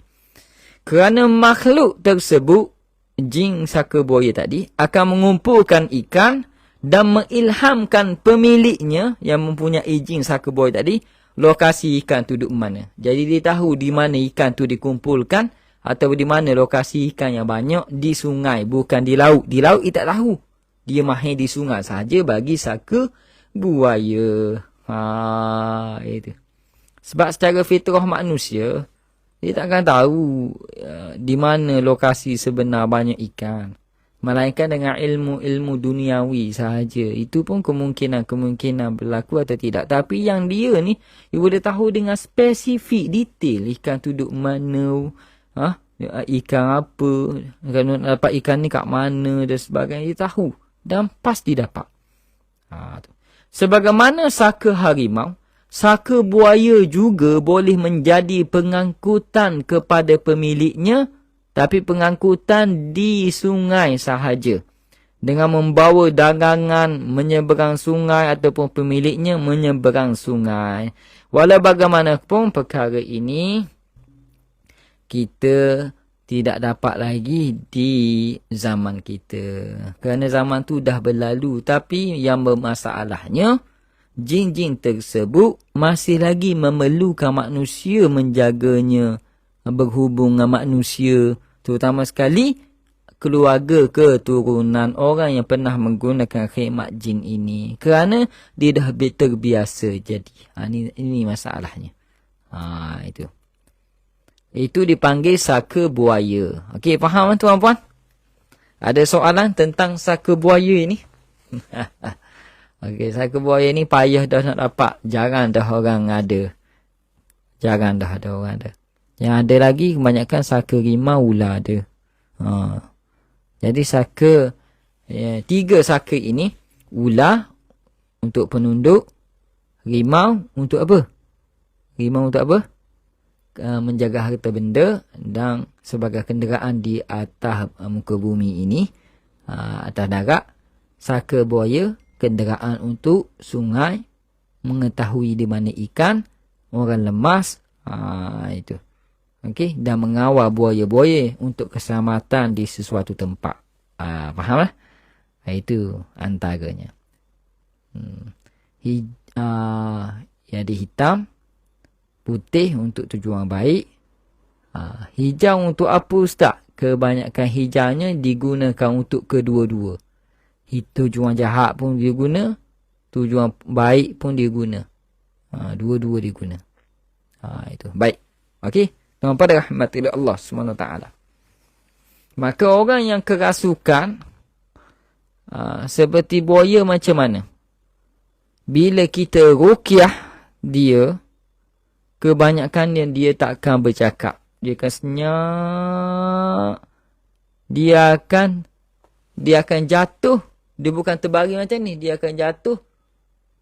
Jatuh meniarak. Jatuh meniarak. Kerah badan dia seperti buaya. Kerah badannya. Dan kadang-kala kita ruqyah dia buka mulut. Senyaknya, senyap. Tak berkata-kata, senyap. Mulutnya terbuka. Memang kita suka untuk tutup balik, suka. Kita ruqyah je, tekan di sini. Okey. Habis ruqyah memang pesakit tersebut akan sakit di sini. Sakit sangat-sangat. Kesian dia. Tu. Jadi kita perlukan guna bam. Gunakan bam bidara, letak di sini. Sebab dia akan sakit. Okey. Dan kita boleh guna juga adalah wangian Aduh, wangi yang kasturi kijang. Ini saya guna dah. Untuk melemahkan 3 jenis saka ini, ular, harimau, buaya, boleh guna kasturi kijang. Dia akan lebih berkesan dan lebih memudahkan kita meruqyah. Okey. Macam sawan ke? Tidak. Dia tidak macam sawang. Dia menganga. Dia nganga tu senyap. Kita ruqyah. Senyap je. Kalau nak mudah je tuan-puan. Kalau nak saya bagi tips. Nak suruh kita kesian kepada pesakit dengan nganga tadi. Takut dia lama menganga. Kita sembuh ini. Minyak habbatus sauda 7 titis. Pastikan dia nganga. Pastikan dia lengak sikit. Okey, dongak sikit. Kita sembuh. Pastikan dia telan. Kemudian kita tunjuk je depan dia benda ni, dia akan tutup mulut. Dia akan buat macam ni. Itu bagi mengelakkan pesakit kita sakit lah. Itu cara dia. Sebab dia amat-amat tak suka habbatus sauda. Okey. Baginya racun. Bagi kita sehat. Okey. Itu 3 jenis saka tuan-tuan. Itu 3 jenis saka kebinatangan dipanggil. Kebinatangan. Okey. Kita pergi yang keempat boleh? Kita pergi yang keempat. Pergi yang keempat. Macam buaya lah. Mulut terbuka ustaz. Ya. Seperti itu. Dia tapi... Dia bukan buaya di alam kita. Dia buaya di alam jin. Dia kebinatangan di alam jin. Dan kebinatangan di alam jin ni kekuatannya lebih daripada kebinatangan di alam kita. Jin pun dia ada binatang-binatang jin. Tapi jenis bangsa jin di alam jin bagi kelangsungan hidup bangsa jin. Tapi bila manusia guna binatang-binatang di alam jin, itu yang salahnya. Itu yang salahnya, itu yang akan menyebabkan manusia makin tersesat. Tak sempat habis 10 jenis saka spesifik ni ustaz, hampir 11.30 malam. Ya. Jadi kalau tak sempat, kita buat 5 dulu. Kalau 5 tu kita sambung malam esok. Eksklusif malam esok, saya akan live perubatan. Tuan-puan akan tengok.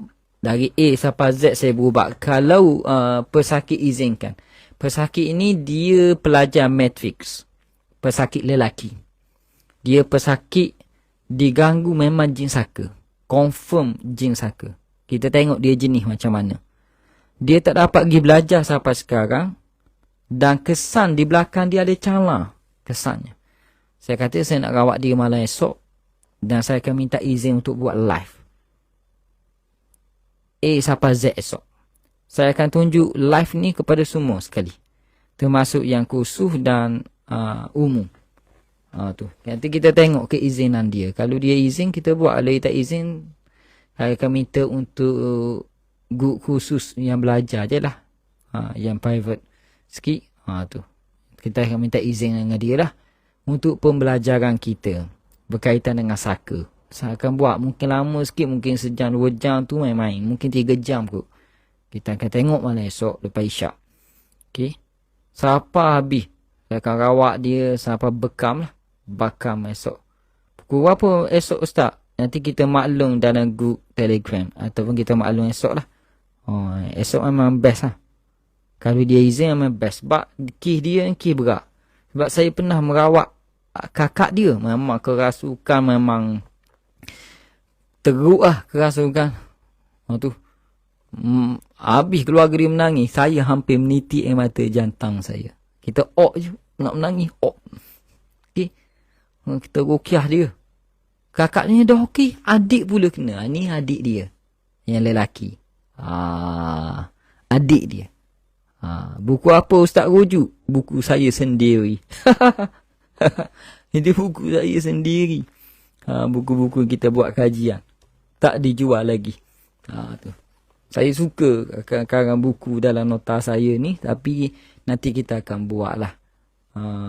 Satu persatu. Saya buat dengan bacaan dulu. Yang kedua kaedah. Yang ketiga penerangan. InsyaAllah.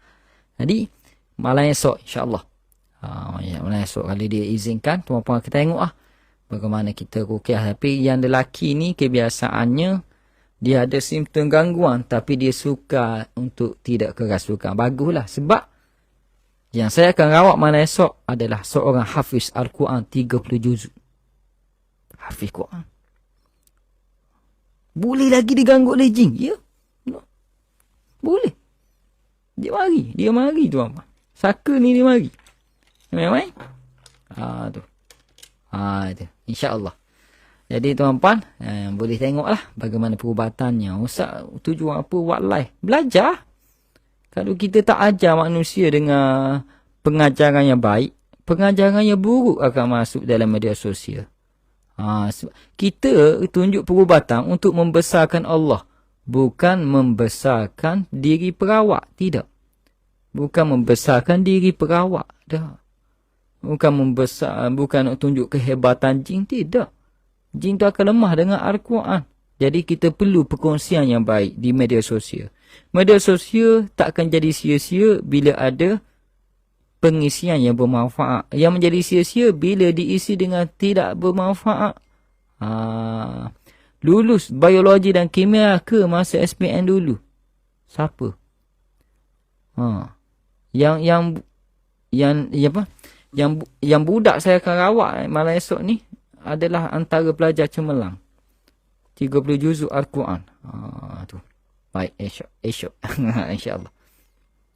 Okey, kita perlu berkongsi benda baik. Kaedah yang betul kita perlu kongsikan. Ini tunjuk kaedah yang salah. Banyak kaedah salah dalam media sosial dan sebagainya. Bila masa lagi kita nak tunjuk kaedah yang betul. Itu. Betul lah esok lelaki. Kalau perempuan tak tunjuk dah. Okey. Baik, kalau dia izin, kita perlu mendapat keizinan dia juga. Itu pun dia boleh jadikan video ni asbab memang dia sakit dan bukan pemalah ke nak pergi U. Dia boleh tunjuk kepada pihak universiti kenapa dia tak masuk U lagi dan sebagainya menjadi bukti. Dan kita pun perawat bertauliah, ada CG, pengiktirafan surat dan sebagainya. Itu dia boleh jadikan sebagai sebab kenapa tak masuk belajar lagi. Takut dibuang je. Takut dibuang belajar. Yang mengaku jadi perawat tu nampak ke jin? Kalau perawat mengaku nampak jin, confirm. Itu bukan dengan kehendak dia, confirm. Itu bukan perawat Islam.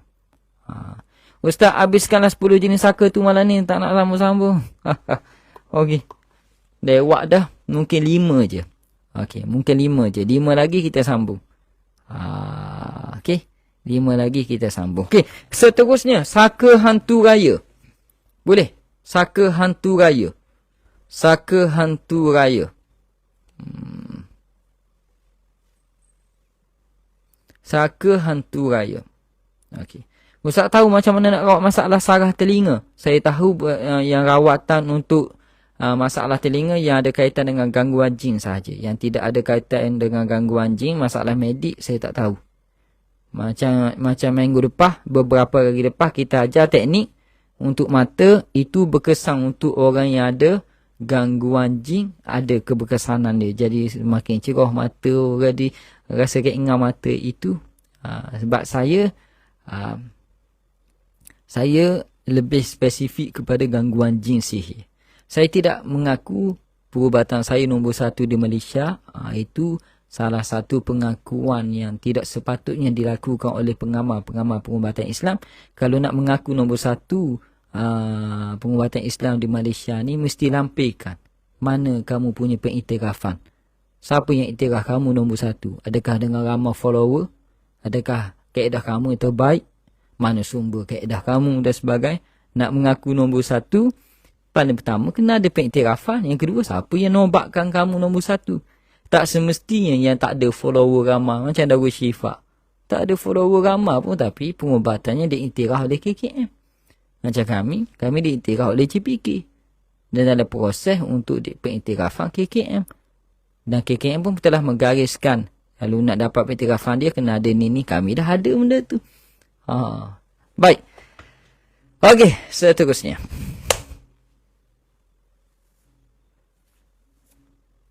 Okey.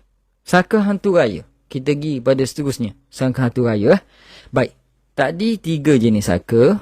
kebinatangan. Sekarang dia masuk kepada saka hantu raya ni, dia bercampur antara kebinatangan dengan manusia. Dia itu sikit. Lain sikit daripada 3 tadi. Yang keempat, saka hantu raya. Macam mana saka hantu raya ni? Yang paling popular. Yang paling popular. Okey. Yang paling popular di kalangan kita. Okey. Saka belaan merupakan makhluk halus yang digeruni dalam masyarakat kita. Hantu raya ni lebih kepada saka yang dibela, yang dijaga. Yang dijaga. Dijaga seperti ahli keluarga. Saka hantu raya. Ianya merupakan hantu yang kuat dan gagah. Jin, hantu ni jenama je, sebenarnya adalah jin. Hantu ni adalah daripada bangsa jin juga. Sebab apa dipanggil hantu? Sekejap nampak, sekejap tak nampak. Ataupun tak nampak sekejap-sekejap je, menakutkan. Dipanggil hantu. Okey, sekejap muncul, sekejap tak muncul. Tapi dia ada. Gitu. Rasa macam dia ada tapi tak nampak. Itu hantu, dipanggil jenama dalam bahasa Melayu.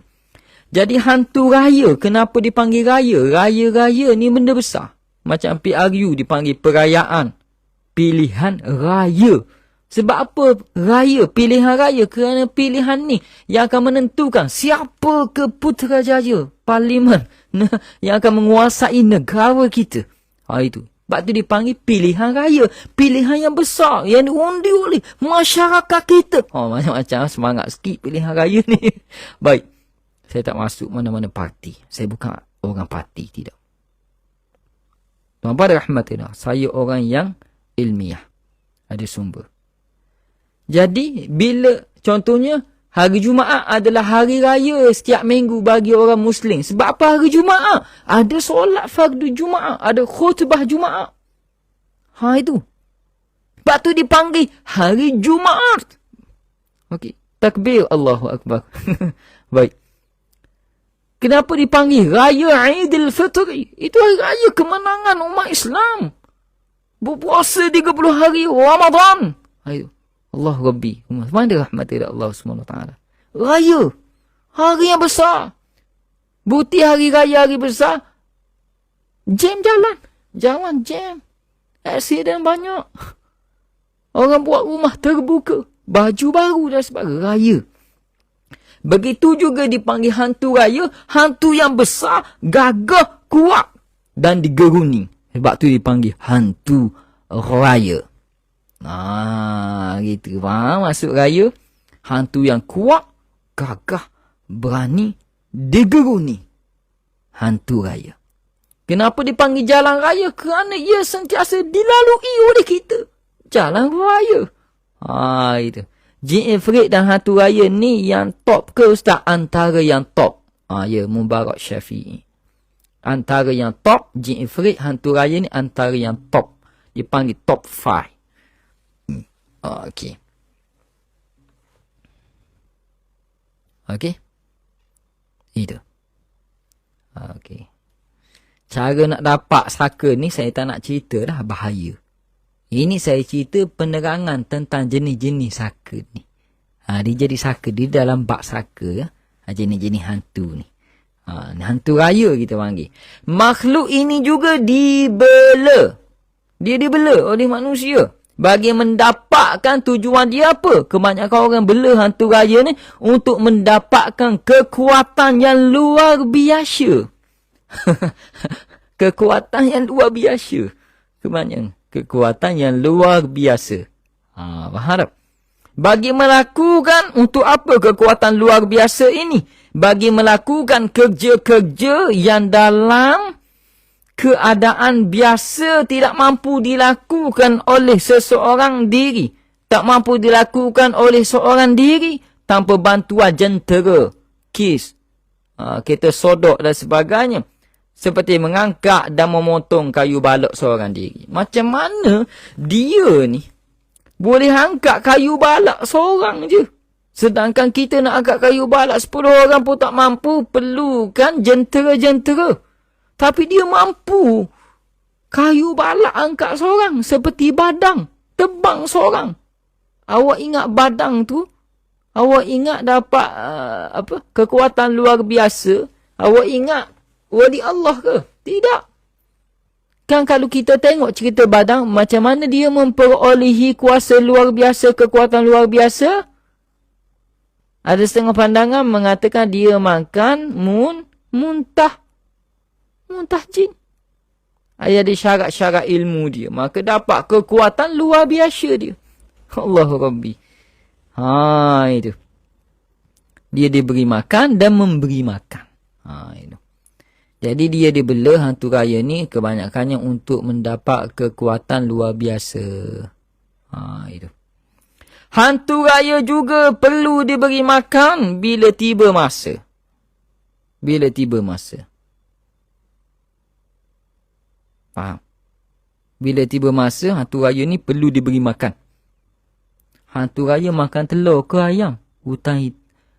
Ayam hutan hitam ke kambing sak? Kejap lagi.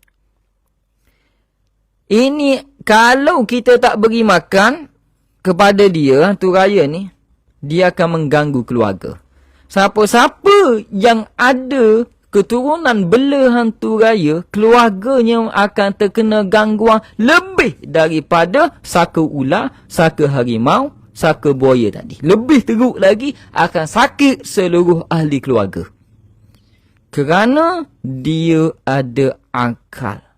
Hantu raya ada akal. Sementara jin, saka, ular, buaya, harimau tadi tidak ada akal. Mudah. Tapi yang hantu raya ni ada akal, dia boleh plan, dia boleh merancang untuk menghancurkan sekeluarga kita. Dia makan apa, Ustaz? Baik. Sekejap lagi. Makhluk ini juga boleh menyerupai rupa tuannya. Dan orang yang bela hantu raya ni, dia walaupun contohnya suami kita bela hantu raya, dia mati. Suami mati. Lama tak diberi makan, hantu raya ni lapar. Dia, hantu raya ni, dia boleh menyamar jadi suami kita. Sama ada di alam mimpi ataupun di alam nyata, tiba-tiba kita sedang tidur, suami kita masuk. Sedangkan suami kita pergi musafir, pergi KL Lumpur contohnya. Tiba-tiba ada masa mana balik. Lalu terus peluk kita, cium kita, bersetubuh dengan kamu. Dia boleh buat. Dia boleh buat. Bersetubuh, dia keluar hilang. Lusa suami balik. Kita tanya abang tu, kan pergi KL, kenapa balik malam tadi? Abang mana ada baliknya? Kita terkejut. Dia siapa yang bersetubuh dengan saya? Awak ni mengigau ku. Bukan mengigau tu. Bukan mengigau tu. Tuhan pada rahmati Allah SWT. Ini terjadi.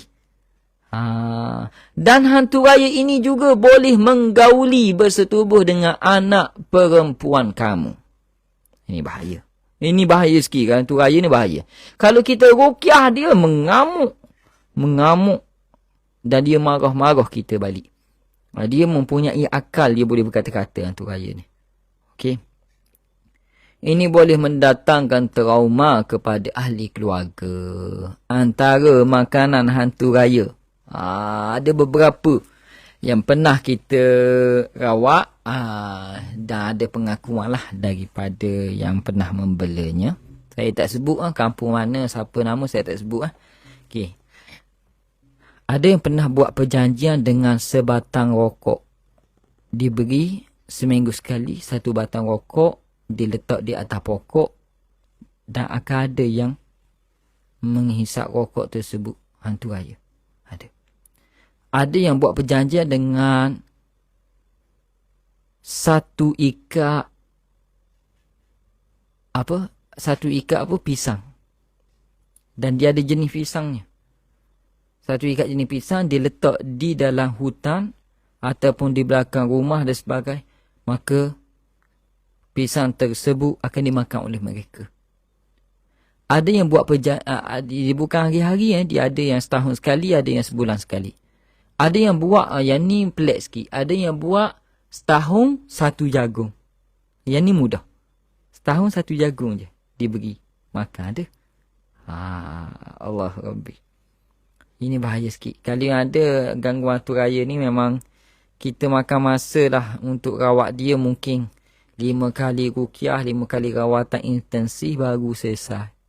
Sekali memang tak selesai. 2 kali pun tak selesai kebiasaannya. Hantu raya ni. Ciri-ciri dia, itu lain kali. Kalau dia bersetubuh dapat zuriat ke ustaz? Tidak. Kerana dia unsur berlainan. Tak dapat zuriat. Tapi adakah ada persetubuhan antara jin manusia? Ada. Dapat zuriat? Tidak mungkin. Banyak dalil-dalil yang membahaskan tidak mendapat zuriat. Tak mungkin. Ada yang kata persetubuhan antara manusia dan jin akan melahirkan bunian. Tidak. Tidak ada dalil berkenaan perkara begitu. Bahkan menyalahi dalil akal pun menyalahi. Tak boleh.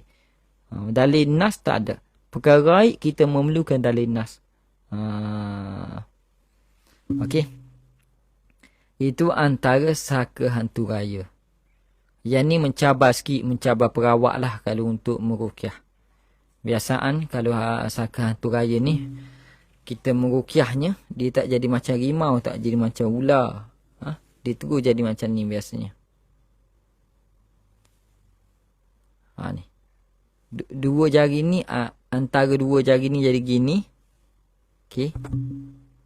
Ni. Dua jari ni. Jari hantu, jari telunjuk. Ataupun, minta maaf. Jari apa ni? Jari hantu, jari tengah ataupun jari ni. Jari manis ni. Banyakkan kalau jadi gini pun dia akan ketar. Dua jari ni ketar. Ini maksudnya apa ni? Maksudnya apa tuan-puan? Jari manis ni, maksudnya aku kasih, aku cinta dia. Ni maksud jari tengah ni maksudnya apa? Dia hak aku. Jangan kacau. Itu maksudnya. Dia akan ketar dua jari ni. Jari lain kerah, dua jari ni ketar. Ataupun terus jadi macam ni. Ni. Itu tips dia. Okey? Baik. Okey. Yang kelima.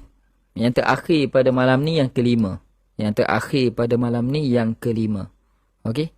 5 lagi bila ustaz? 5 lagi tengoklah. Malam esok ke malam lusa ke, okey? Yang gugur berkali-kali disebabkan gangguan ni adakah dalam kategori saka hantu raya? Dia boleh termasuk dalam kategori saka hantu raya, boleh termasuk dalam kategori jin pecinta, boleh termasuk dalam kategori sihir. Perlu dicek teliti yang tu. Itu lain. Ada juga berubah jadi beruk besar. Ya, ada. Ada. Itu termasuk saka hantu raya juga. Tapi beruk besar pun dia boleh bercakap. Dia boleh bercakap. Itu sifat dia je. Okey. Baik. Yang ni teruk sikit lah. Saka hantu raya ni teruk sikit. Kerasukan dia pun teruk sikit. Gangguan pada ahli keluarga pun teruk sikit.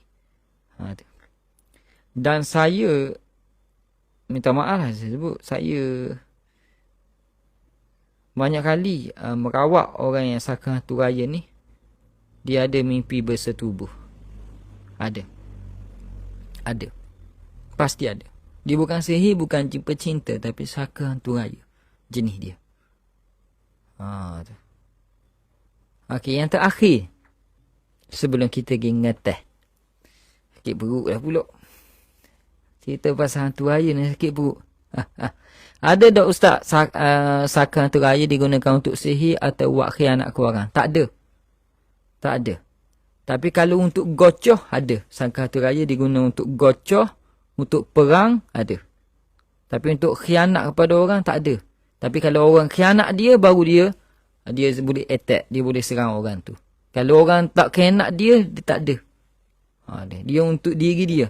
Untuk kuat dan gagah untuk diri dia sahaja. Dia bukan untuk khianat. Kalau untuk sihir, dia akan guna, biasanya dukun akan guna jin syaitan yang lain. Syaitan yang kafir. Yang lain. Yang ni tak. Okey. Baik. Dia digunakan untuk kerja berat. Kebanyakannya lah untuk kekuatan, keberanian, gagah. Biasa untuk tu. Baik. Cuma dia jadi seperti kan. Dia jadi seperti. Dia saka hantu raya ni. Dia nak orang tu milik dia. Dan dia ni milik orang tu. Dan dia nak bini kamu, bini aku. Anak kamu, anak aku juga. Gitu. Itu jenis saka hantu raya. Ini tak sedap ni. Bini kita, bini dia, anak kita, anak dia, ni tak sedap. Ini yang tak sedap. Tu. Kalau jenis jaga, boleh tahan lagi. Itu pun tak boleh dah sebenarnya. Tapi kalau jenis nak miliki ni, ni jahat sikit ni. Baik. Seterusnya, saka pelesik. Pelesik yang kita sangka-sangka seperti sihir dan sebagainya. Ni last malam ni ya. Okey. Saka pelesik.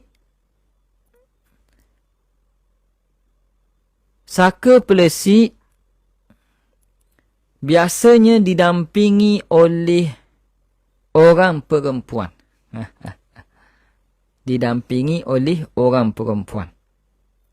Wanita yang mengamalkan ilmu ini biasanya untuk pemanis dan penyeri wajah. Saka pelesik ni untuk pemanis dan penyeri wajah agar wajahnya sentiasa dipandang cantik walaupun sudah berusia. Dia bukan susuk bukan. Tapi dia gunakan saka pelesik. Apa maksud pelesik? Sentiasa diperhatikan dan memerhati. Yakni orang lain akan tengok wajah dia sentiasa. Dia menjadi daya tarikan orang lain kepadanya. Saka pelesik dipanggil.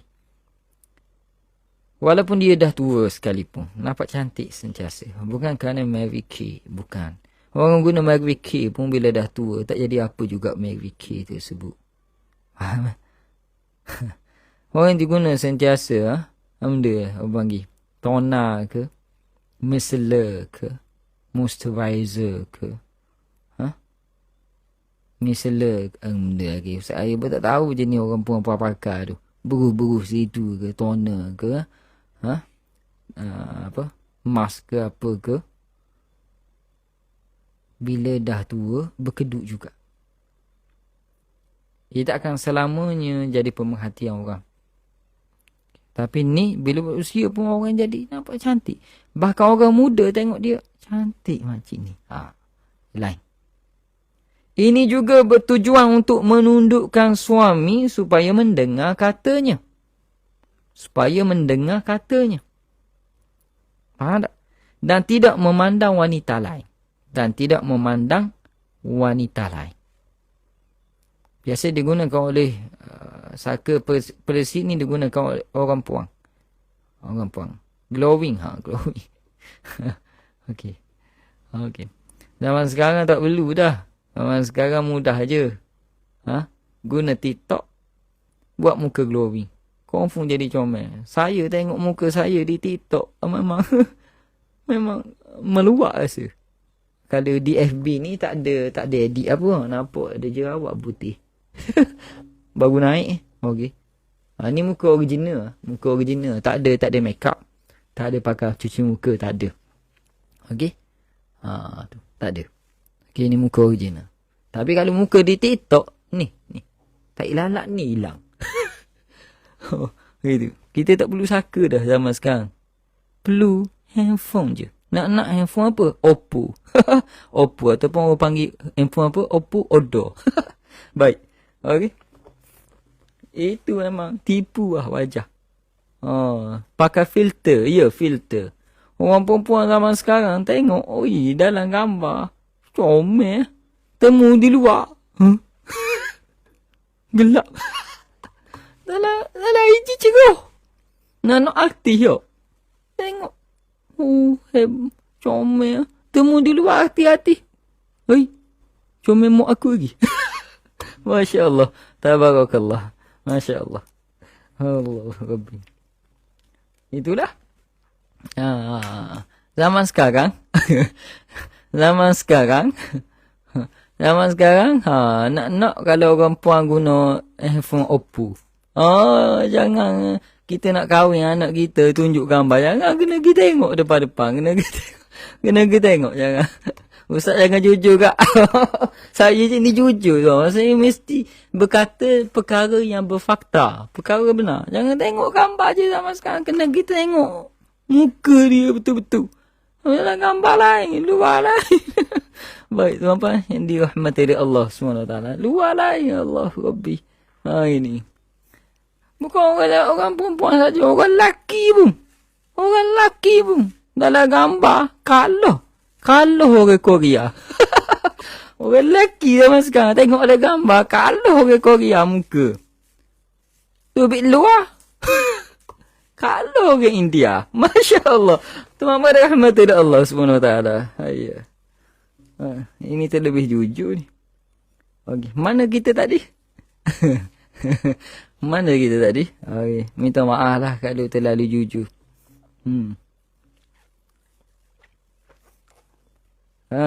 Menundukkan suami. Menundukkan suami. Saka pelesik tadi. Menundukkan suami. Tu. Menundukkan suami dan tidak agar suami tidak memandang wanita lain. Pengamal saka pelesik ini akan mengamalkan dia ada jampi serapah dia lah. Berkali-kali semasa mana? Semasa di depan cermin untuk bersolat. Kena tengok bini-bini kita. Ramai pula bini-bini. Tengok. Masih kat cermin tu dia baca ke apa? Kalau menyanyi tak apa dah. Menyanyi. Tapi jangan lupa baca doa. Orang pun jangan lupa baca doa. Lelaki pun sama je. Jangan lupa baca doa. Tengok cermin. Allahumma kama hassan takhalki fahasin khuruki. Lepas tu nak nyanyi lah ikut dia. Tak apa. Tapi tiba-tiba. Dia nak pakai bedok. Dia ada baca. Kandung alif dalam badanku. Kandung kecantikan luar biasa. Hanya dipandang oleh suami, tidak dipandang wanita lain. Ataupun lelaki lah. Dia ada lagi lah dia punya bahasa dia tu. Dia ada. Okey. Ni. Kepada rahmatullah Allah. Kena hati-hati. Yang ni juga dipanggil ilmu syarat tubuh. Ini juga dipanggil ilmu syarat tubuh. Nanti mulalah di waktu tua rasa mencocok, wajah sakit, badan. Lepas tu mula kata orang sihir. Padahal kan bukan sihir tu disebabkan kita ni. Amalan kita zaman dulu. Bila cek-cek kok sihir tak ada pun. Itu. Ni ramai yang tuduh sihir. Padahal dia ramai masyarakat tubuh. Tu mula nak salah pada orang. Ni kepala kita pergi cakap bukan sihir. Dia marah kita. Ilmu kita masih budak-budak lagi. Tak makan garang lagi. Tak power lagi. Kita dah baca Quran. Quran tu paling power sekali. Kita dah cek ikut. Apa-apa yang digariskan oleh ulama. Zaman bersama. Dia kata kita pula tak power.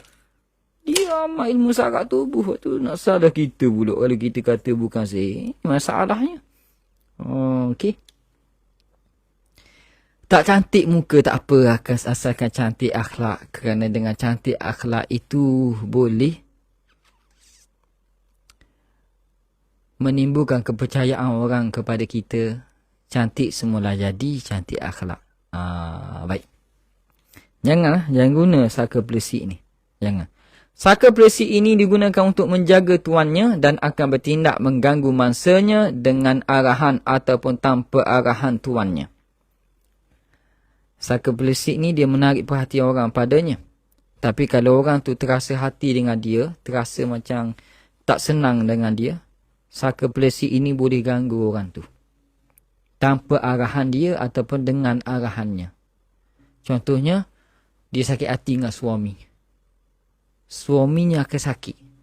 Tiba-tiba sakit. Tiba-tiba sakit tanpa sebab yang jelas. Tu. Sebab tu penting, suami isteri kena diruqyah bersama. Kadang-kadang dia tak nak cerita pun, bila kita ruqyah, tahulah ceritanya. Cerita yang di alam sebalik mata kita lah. Dan alam di sebalik telinga kita. Baru kita temu jawapannya. Ada. Penunduk. Dia boleh mengganggu sesiapa sahaja terutama perempuan mengandung. Dan anak-anak kecil. Serta orang-orang yang lemah semangat. Dia boleh ganggu. Makhluk ini juga perlu diberikan makan. Dan pendampingnya perlu menyediakan makanan mengikut kekerapan yang ditetapkan seperti mana perjanjian yang dibuat. Biasanya orang perempuan ni dia tak pandai pun tapi dia akan ambil ilmu ni dengan bidan. Okey. Kalau bidang yang baik-baik tak apa ni bidang yang tak molek. Yang amal ilmu-ilmu syarat tubuh ni tak molek. Mula saling diketah pada mulanya. Baca ikut ketah lama-lama ingat. Okey, lama-lama ingat. dibaca. Okey. Tuan-tuan rahmati oleh Allah semua. Sebab zaman sekarang semua orang nak cantik ya. Baik gunalah apa-apa pun. Fair and Lovely ke, Mary Kay ke, mana lagi? Produk Asaza ke? Mana lagi? Dessert? Tapi ingat, gunakan yang ada kandungan dia yang baik. Jangan guna kandungan yang berbahaya, mudarat. Gunailah yang ada pengiktirafan KKM. Bukan ambil gambar depan pejabat siri KKM. Bukan. Yang ada kelulusan, ada nombor NOT tu. Okey? Guna yang tu. Okey, tuan-tuan yang dirahmati oleh Allah SWT. Pakai bedak sejuk pun boleh, tak ada masalah. Tu. Jangan ada kaitan dengan bangsa jin kalau boleh. Okey. Itu antara saka peresik. Biasanya digunakan wanita. Yang peresik-peresik wanita tu macam mana ustaz dan sebagainya, itu dia lebih kepada pemerhati. Dia tidak, peresik ni tidak semestinya orang hantar. Tidak. Orang yang ada gangguan saka ni pun banyak ada peresik di rumahnya. Dia bukan untuk orang sihir je. Tidak. Dia terbabit dengan orang yang diganggu jin pun ada. Itu. Jangan kita nampak peresik, kita terus kata orang sihir kita. Jangan. Kita mesti ikut dia punya peraturan diagnos dia. Diagnos dia. InsyaAllah. Jadi tuan pada rahmati Allah SWT. Pakai hak merkuri tak apa lagi. Jangan pakai jin ya. Pakai hak merkuri pun bahaya untuk wajah.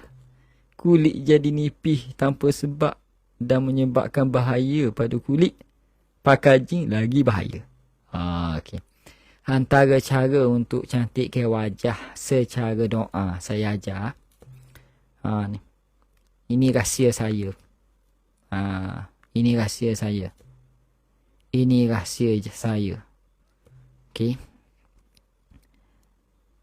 Ni kalau orang lain tahu, kata bid'ah pula ni. Ini saya amal. Tak nak amal pun tak apa. Saya pun dapat dari guru saya juga. Cara dia, kita boleh baca ayat ini.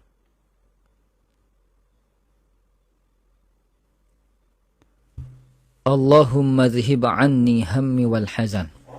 Sapu di wajah. Allahumma azhib anni hammi wal hazan. Allahumma azhib anni. Allahumma azhib anni pun boleh. Ataupun nak sambung tu Allahumma azhib apa?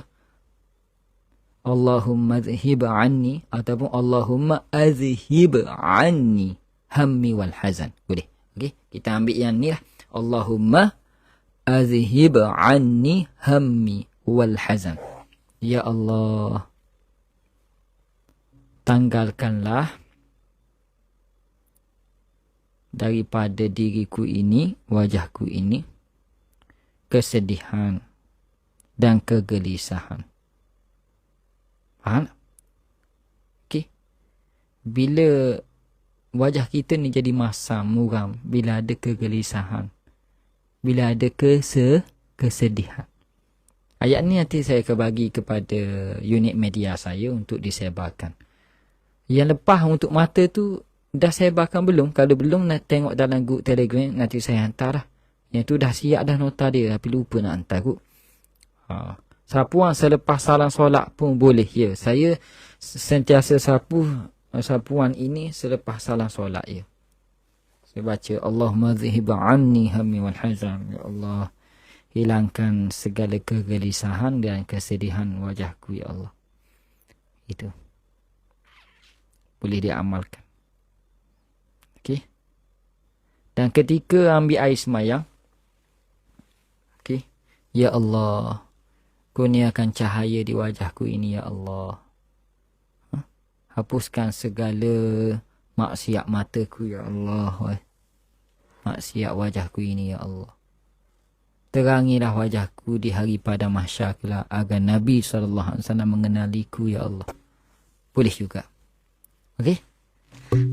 Okey, boleh lah tuan-puan? Itu antaranya lah.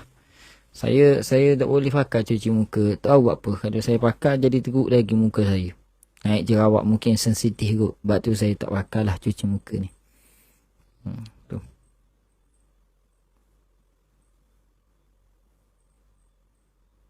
Sebut ke bahasa Melayu pun afdal tak usah, boleh. Bahasa Melayu pun boleh. Sebab dia bukan ayat dari solat. Tu. Boleh. Tak ada masalah pun. Okey.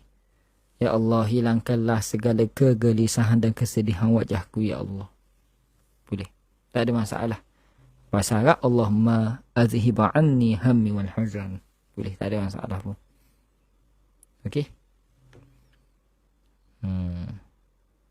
Allahumma azhib anni